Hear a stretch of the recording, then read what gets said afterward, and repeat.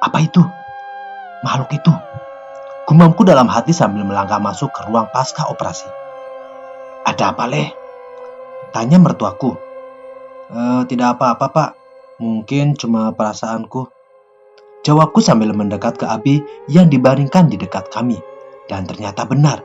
Bahkan beberapa saat setelah kelahirannya, aku melihat mata Abi yang terpejam. Dan di situ aku melihat mata yang sama seperti mataku. Rasa bahagia yang kurasakan terganggu dengan kenyataan yang aku terima, bahwa Abi mewarisi kutukan bapaknya. Dan ada perasaan takut tentang makhluk lain yang baru saja hadir.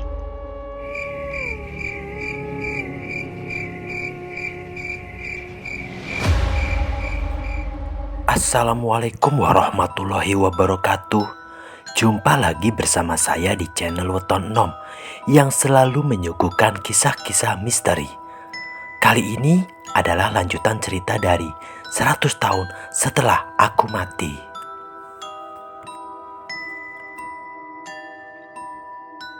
Aku tidak henti-hentinya mondar-mandir di depan pintu itu. Keringat dengan deras meluncur melewati pelipisku. Aku sudah diminta duduk dengan tenang oleh bapak mertuaku. Tapi tetap saja aku tidak bisa tenang. Kenapa? Karena ini aku sedang menunggu proses persalinan Risa. Sudah, Leh, ditunggu dulu. Kamu sendiri juga orang medis, tentunya harus lebih bisa kontrol diri. Serahkan saja sama dokternya. Begitu kata beliau yang berusaha menenangkanku, yang jelas sangat gelisah waktu itu.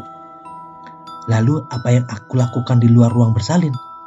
Bukannya lebih baik jika aku ikut masuk dan menunggu Risa secara langsung? Teman, ada permasalahan dan semuanya berawal dari tadi pagi. Pagi itu aku baru bangun. Belum sempat aku mengucek mata, aku sudah terjaga karena Risa yang merintih kesakitan. Mas, kayaknya ini, Mas. Teriak Risa kesakitan. Dan di situ dengan sigap aku segera memapah Risa menuju mobil. Ya, sekarang saatnya. Begitu pikirku. Memang hari ini kami berencana ke rumah sakit bersalin karena usia kandungan Risa yang sudah tua. Masing-masing dari aku dan Risa sudah mengambil cuti untuk persalinannya. Tapi aku tidak menyangka waktunya akan datang secepat dan semendadak itu.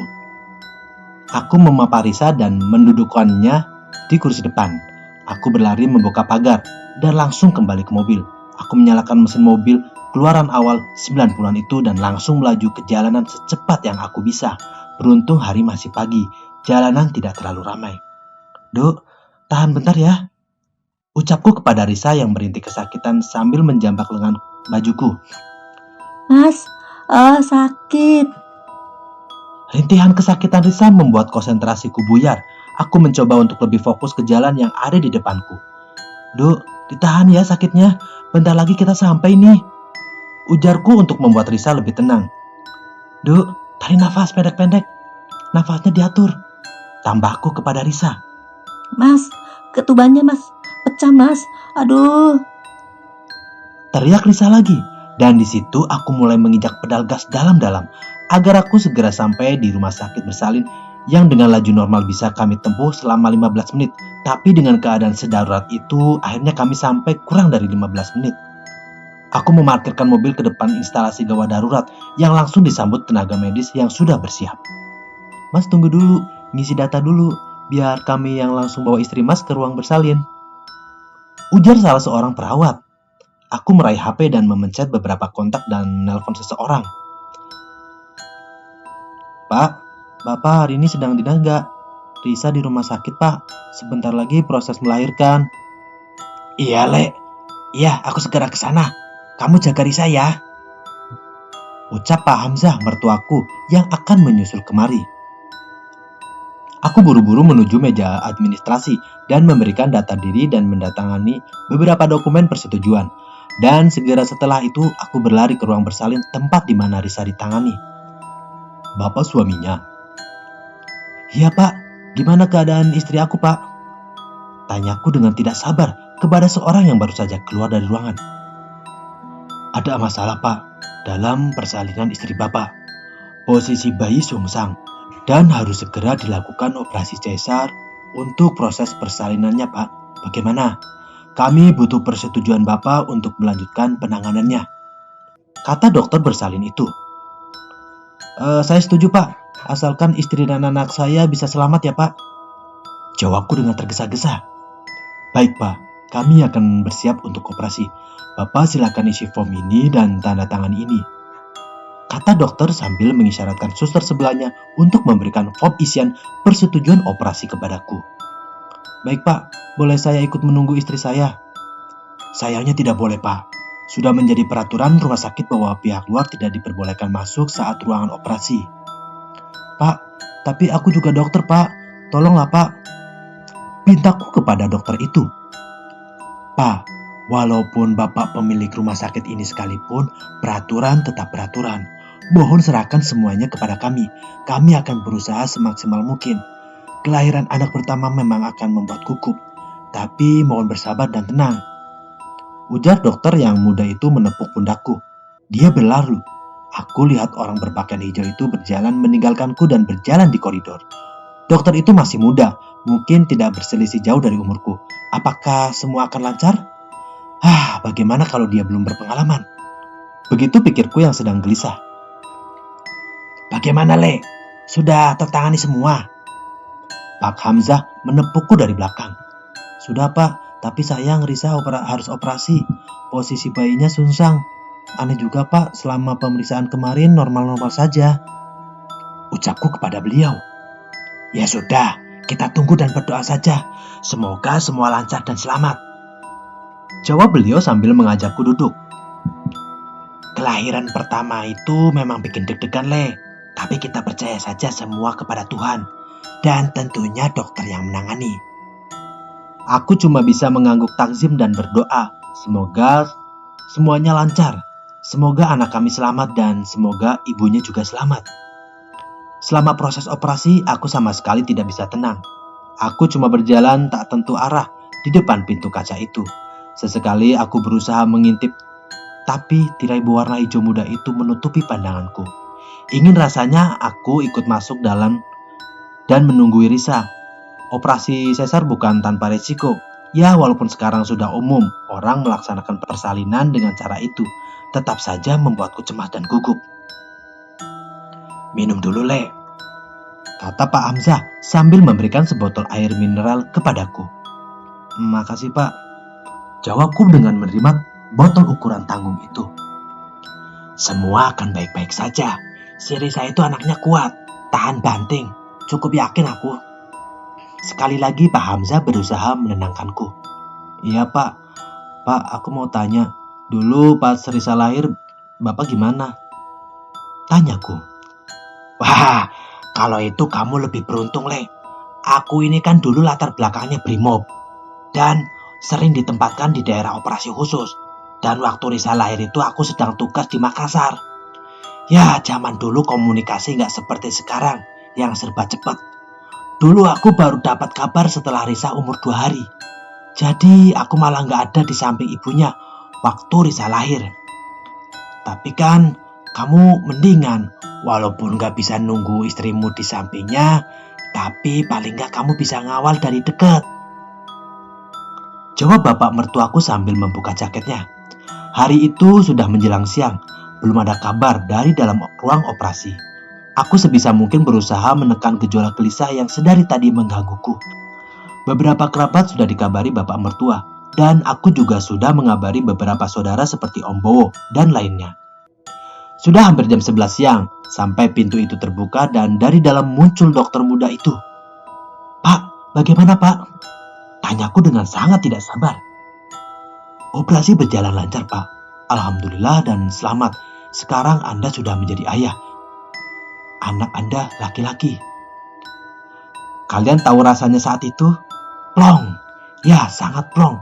Setelah menunggu berjam-jam, akhirnya aku mendapat kabar baik. Abi Mainyu lahir. Anak pertama aku yang aku tunggu-tunggu akhirnya sudah lahir ke dunia. Pak, boleh aku masuk Pak? Oh, tentu saja. Silakan, jawab dokter itu. Aku dan mertua segera masuk ke dalam dan melihat Risa yang masih berada di kasur tersenyum bahagia. Tetes air mata menghiasi wajahnya. Tampak jelas bahwa baru saja dia menahan rasa nyeri dan sakit selama proses persalinan. Tapi kelahiran Abimanyu nampaknya menjadi obat untuk kami, untuk Risa yang baru saja melewati masa persalinan, dan untuk aku yang teramat gugup menunggu mereka berdua selesai berjuang. Aku mendekati Risa, mengelus rambutnya dan mencium keningnya. Alhamdulillah, ucapku dengan penuh syukur yang tidak bisa aku lukiskan betapa hari itu aku merasa menjadi laki-laki paling beruntung di dunia ini. Seorang suster di samping kami tersenyum sambil menggendong bayi yang masih merah. Bapak Muslim? Iya, aku Muslim. Jawabku sambil mendekap Abimanyu. Selama ini aku hanya menggendong maneken untuk praktek medis. Tapi kali ini yang aku gendong adalah anak manusia sungguhan. Anakku, anak pertamaku. Aku gendong dia dengan hati-hati dan melihat bagaimana jagoan kecilku ini bergerak. Tidak terasa aku ikut meneteskan air mata yang penuh syukur. Jika begitu, Bapak boleh mengazani putra Bapak. Suster itu berkata dengan lembut kepadaku. Ya, inilah waktunya. Aku mendekatkan bibirku ke telinga Abimanyu.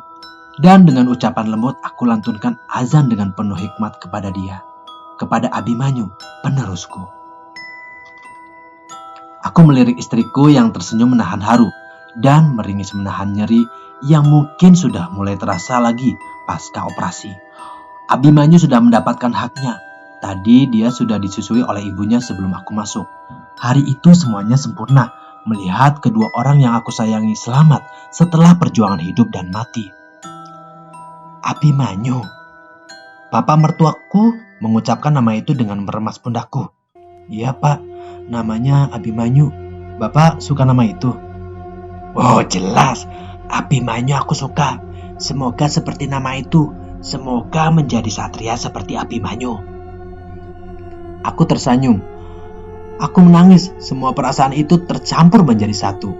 Jika kalian sudah berkeluarga dan mendapatkan anugerah berupa anak pertama, aku yakin kalian temanku akan paham bagaimana perasaanku. Aku menyerahkan Abi kepada suster lagi untuk diperiksa lagi tentang kesehatannya. Pandanganku mengikuti kemana suster membawa Abi dan menempatkannya di sebuah kotak kaca. Kita harus menjadi orang tua, Mas. Ucap Risa, istriku. Ya, kita resmi jadi bapak dan ibu, Nduk. Aku masih terlarut dalam euforia kebahagiaanku. Aku belum bisa menurunkan adrenalinku yang bergejolak. Tapi mungkin hanya 1 detik. Ya, 1 detik sangat terasa. Saat aku memandang Abi, untuk kesekian kalinya aku merasakan bahwa Abimanyu anakku, bukan anak biasa. Dia. Sebentar aku merasakan hawa lain. Hawa dingin yang pernah aku rasakan sebelumnya. Hawa itu dari luar ruangan. Negatif. Hawa negatif dan cukup besar. Aku melangkah dan berjalan melewati pintu saat sebuah bayangan besar meloncat dan dengan sekelebat mata menghilang tanpa jejak. Apa itu? Makhluk itu. Gumamku dalam hati sambil melangkah masuk ke ruang pasca operasi. Ada apa, Le? Tanya mertuaku. Tidak apa-apa, Pak. Mungkin cuma perasaanku. Jawabku sambil mendekat ke Abi yang dibaringkan di dekat kami. Dan ternyata benar. Bahkan beberapa saat setelah kelahirannya, aku melihat mata Abi yang terpejam. Dan di situ aku melihat mata yang sama seperti mataku. Rasa bahagia yang kurasakan terganggu dengan kenyataan yang aku terima. Bahwa Abi mewarisi kutukan bapaknya. Dan ada perasaan takut tentang makhluk lain yang baru saja hadir. Beberapa jam setelah persalinan, kami masih berada di rumah sakit.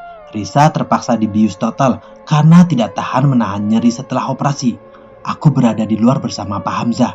Beberapa kerabat lain sudah mulai berdatangan dan memberiku selamat atas kelahiran Abi, putra pertamaku.